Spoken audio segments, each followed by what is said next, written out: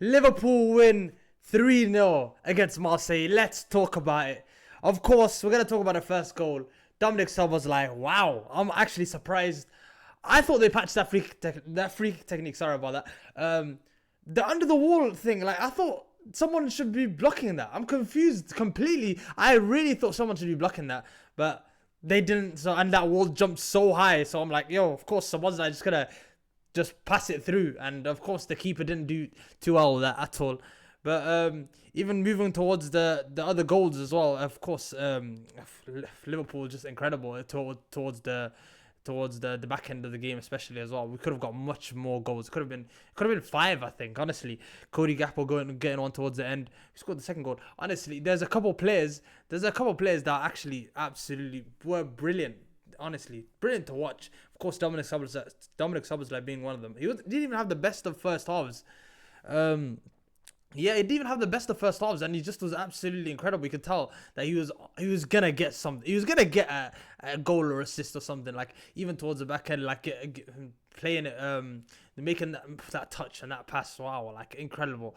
Honestly, if you've seen him play recently, you honestly understand why Dominic Szoboszlai and of course Ryan Gravenberch is definitely one of our best midfielders. But McAllister, this game has gone really underrated. He should have scored early on, of course. But his performance today has gone really under the radar. Of course, watching him is absolutely brilliant.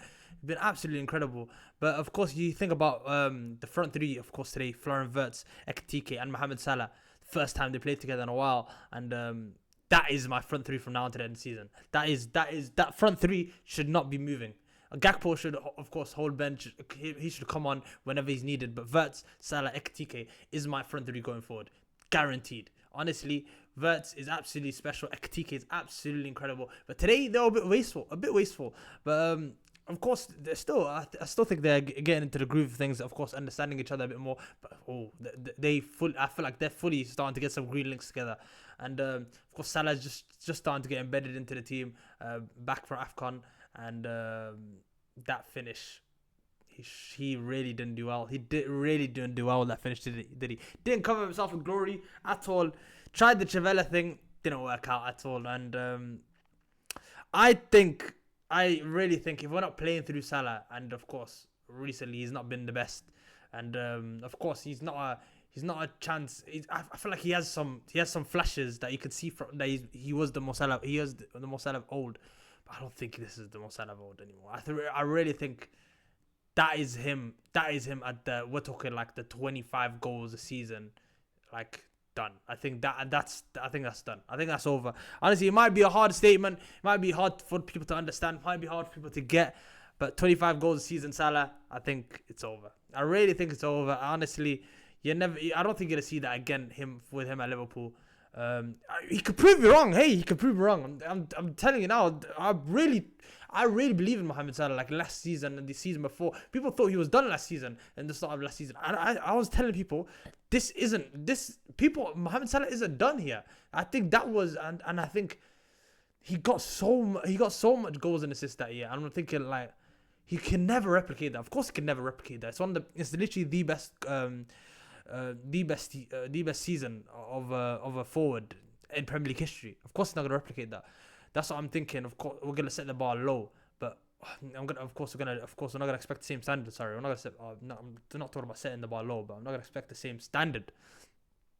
But I didn't expect it to be this low. Like this the standard was this bad. I didn't expect that at all. And Mohamed Salah just really, like, even watching him in the AFCON. Honestly, I was there in the AFCON. If you don't know.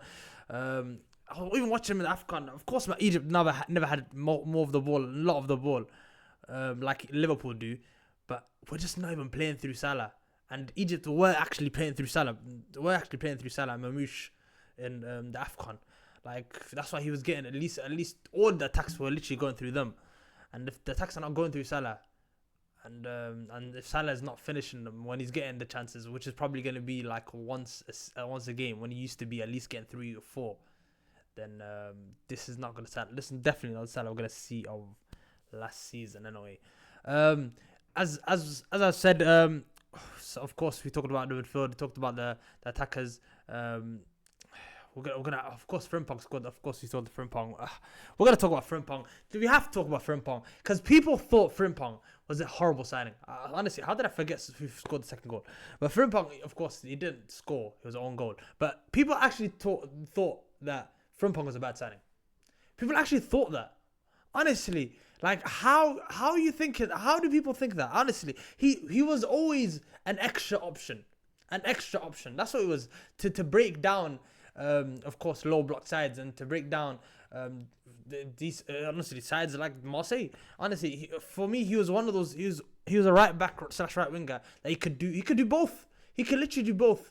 And we saw it against Arsenal how very good he was, but he just of course doesn't have that output. Of course, he's not a real attacker. He's not a real attacker, of course, but he's an option, and he's a very good one at that. Honestly, if you think of players like what Frimpong actually bring to the team, and the wing play that he actually brings to the team is absolutely incredible. That's what we need: the width and of course the crossing into the box. And he's always good at that. And he can honestly do what a lot of the Gakpo and Salah can't, which is beat a defender.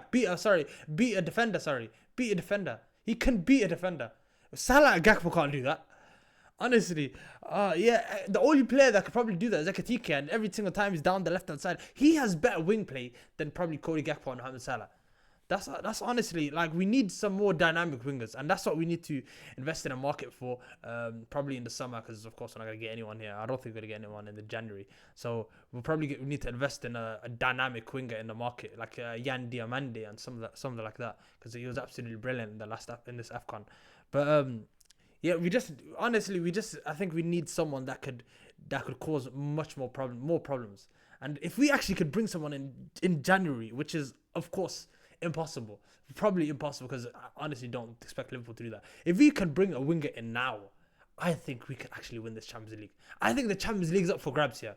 I think this Liverpool side is built for the Champions League, because you know how we play. We play in a way where, of course, we don't press as high as we used to. But of course, if teams don't play low blocks, teams don't play a low block like in the Champions League, which they literally don't, we can press higher. We can do that. When against a low block, we have all the ball. Against a team like Marseille, we don't have to have all the ball. We don't have to have all the ball. Against a team like a PSG, a team like a Barcelona, teams like the Inter, like, we didn't have all the ball, and we still managed to be great off the ball. Honestly, we were decent off the ball as well. Against Marseille today, we were great off the ball. We were great on the ball too. We could beat the press a lot. That's why teams don't press us. Teams literally don't press us. We beat the press many a time today, and we are absolutely incredible at doing that. But honestly, teams don't press us. Teams literally don't press us in the Premier League. Teams don't play like this in the Premier League. 90% of teams in the Premier League play low block, and honestly, that's not good for the Premier League. It's not a good watch. And the Champions League is going to be a much more fun watch in the knockout stages. Honestly, I can't wait for that. I wish I could have a skip button and just go to the knockout stage right now. Because honestly, that's the only thing I'm looking forward to right now. The Premier League is not in my mind at all. We're not gonna win the Premier League at all. So top four is looking like a difficult ask for us. Even that as well. But yeah, literally, Liverpool winning 3-0 is against away from home. Of course, another great away performance. We keep doing this away from home. We're absolutely incredible, but at home, it's a shadow. It's like a shadow of ourselves, because we play the way we play against teams that come to us to Anfield. Play a low block, and of course, I feel like they know we can't beat them. We can't beat a low block, so of course they come with a low block, and we just don't perform well. We can't find the ideas. We can't find the ideas like we used to.